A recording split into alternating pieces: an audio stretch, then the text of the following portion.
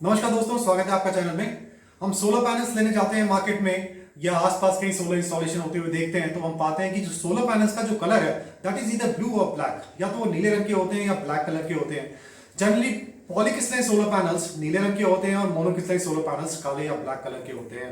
तो ऐसा ही क्यों होता है, ये दो कलर्स के क्यों होते हैं? Why solar panels appear black और ब्लू? तो दोस्तों आज का वीडियो हमारा इसी को लेके है, कहीं मत जाइए, यही बने रहिए। सबसे पहले हमें यह पता है कि सोलर पैनल जो बनते हैं वो सिलिकॉन सेल्स को जोड़ के बनाए जाते हैं। सिलिकॉन सेल एक सेमीकंडक्टर मटेरियल है जिसके आउटरमोस्ट शेल में 4 इलेक्ट्रॉन्स होते हैं। जब सूरज की रोशनी इसके ऊपर पड़ती है तो ये इलेक्ट्रॉन्स हैं सनलाइट को एब्जॉर्ब कर लेते हैं, जिसकी वजह से इनकी काइनेटिक एनर्जी बढ़ जाती है और they jump from valence band to conduction band. Valence band से ये कंडक्शन बैंड में चले जाते हैं और इसके बाद now they are free to constitute electric current.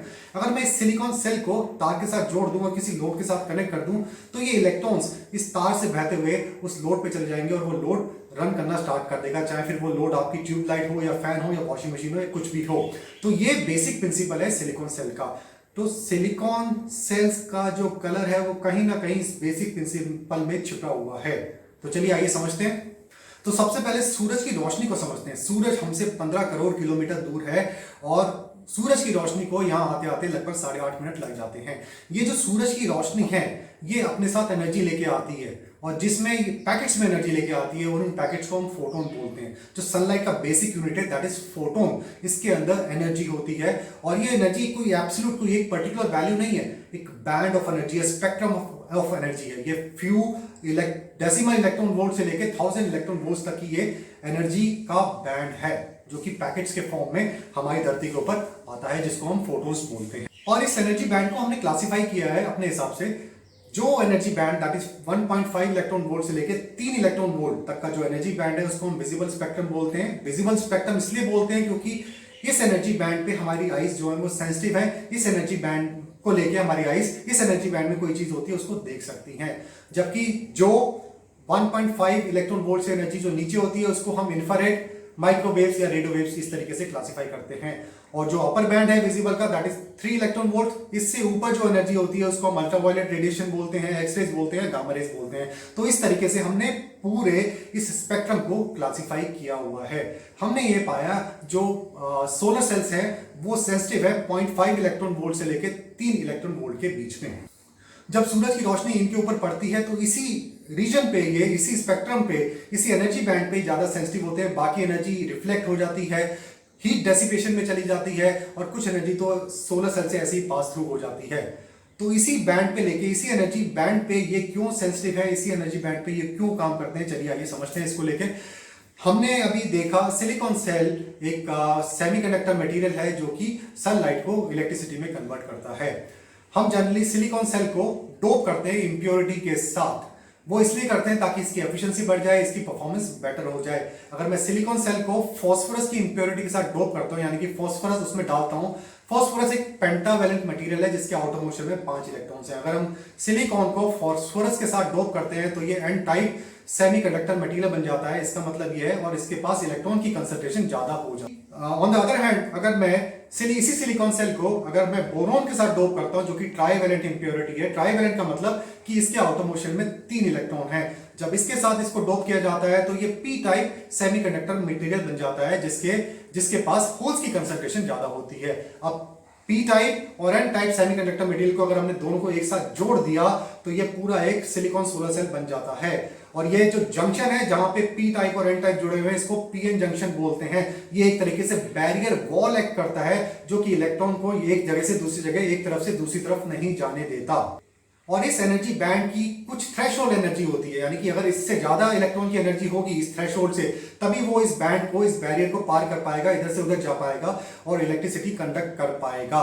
अगर मैं टिपिकल सिलिकॉन सेल की बात करूं तो इसका जो एनर्जी बैंड है, थ्रेशोल्ड लेवल है दैट इज 1.1 इलेक्ट्रॉन वोल्ट। अगर इलेक्ट्रॉन के पास इससे ज्यादा एनर्जी होगी, 1.1 इलेक्ट्रॉन वोल्ट से ज्यादा एनर्जी होगी, तभी वो इधर से उधर जा पाएगा, इलेक्ट्रिक करंट को कॉन्स्टिट्यूट कर पाएगा। एनर्जी इलेक्ट्रॉन के पास कहां से आती है? ऑब्वियसली जब सनलाइट को अब्सॉर्ब करेगा। अगर इसके पास एनर्जी 1.1 इलेक्ट्रॉन वोल्ट से ज्यादा है तो वो बैंड गैप से इधर से उधर जा पाएगा और इलेक्ट्रिक करंट को कॉन्स्टिट्यूट कर पाएगा। इसका मतलब ये हुआ अगर 1.1 इलेक्ट्रॉन वोल्ट से कम एनर्जी है तो वो इलेक्ट्रॉन्स को नॉकआउट नहीं कर पाएगी, इलेक्ट्रॉन्स फ्री नहीं हो पाएंगे और वो इधर से उधर नहीं जा पाएंगे। तो ये जो सारी 1.1 इलेक्ट्रॉन वोल्ट से कम एनर्जी है वो सिलिकॉन सेल से, सिलिकॉन सोलर सेल से ऐसे ही पास आउट हो जाएगी बिना कुछ फोटो इलेक्ट्रिक इफेक्ट पैदा किए। जबकि 1.1 इलेक्ट्रॉन वोल्ट से जो ज्यादा एनर्जी होगी वो इलेक्ट्रॉन्स को नॉकआउट कर सकती है, फोटो इलेक्ट्रिक इफेक्ट पैदा कर सकती है। तो जो विजिबल स्पेक्ट्रम है वो 1.5 इलेक्ट्रॉन वोल्ट से 3 इलेक्ट्रॉन वोल्ट के बीच में लाई करता है। तो विजिबल स्पेक्ट्रम एक आइडियल प्लेटफॉर्म, एक आइडियल एनर्जी लेवल है जो कि फोटो इलेक्ट्रिक इफेक्ट पैदा कर सकता है और सिलिकॉन सेल को इलेक्ट्रिसिटी कंडक्ट करवा सकता है। तो 1.5 इलेक्ट्रॉन वोल्ट से 3 इलेक्ट्रॉन वोल्ट के बीच में जब एनर्जी इसके ऊपर पड़ती है तो ये सिलिकॉन सेल कंडक्ट करना स्टार्ट कर देता है, इलेक्ट्रिसिटी प्रोड्यूस करना स्टार्ट कर देता है। अब आप सोच रहे होंगे एनर्जी तो उससे भी ज्यादा होती है तो उसको क्यों नहीं एब्जॉर्ब करता, उसको क्यों नहीं इलेक्ट्रिसिटी में कन्वर्ट कर पाता? बिकॉज सिलिकॉन की जो कैपेसिटी है इससे ज्यादा नहीं हो पाती। अगर इससे ज्यादा 3 इलेक्ट्रॉन वोल्ट से ज्यादा इसके ऊपर एनर्जी पड़ती है तो उसको ये एब्जॉर्ब नहीं कर पाता, रिफ्लेक्ट कर देता है, हीट के रूप में डेसिपेट कर देता है। तो ये 1.5 इलेक्ट्रॉन वोल्ट से 3 इलेक्ट्रॉन वोल्ट के बीच में काफी अच्छे से काम करता है। अभी हमने डिस्कस किया कि जो सिलिकॉन सेल हैं वो कुछ एनर्जी रिफ्लेक्ट भी कर देते हैं। तो मैन्युफैक्चरर्स उस रिफ्लेक्शन को रोकने के लिए सिलिकॉन सेल्स के ऊपर एंटी रिफ्लेक्शन कोटिंग लगा देते हैं। एंटी रिफ्लेक्शन कोटिंग रिफ्लेक्शन को कम करती है, जिसकी वजह से जो अब्जॉर्प्शन कैपेसिटी है सिलिकॉन सेल की वो बढ़ जाती है, वो ज्यादा एनर्जी अब्जॉर्ब करते हैं और ज्यादा करंट प्रोड्यूस करते हैं। अभी जो विजिबल स्पेक्ट्रम है 7 कलर्स का बना होता है with diode, violet, indigo, blue, green, yellow, orange, red, जिसमें रेड की सबसे कम एनर्जी होती है, वॉयलेट की सबसे ज्यादा एनर्जी होती है।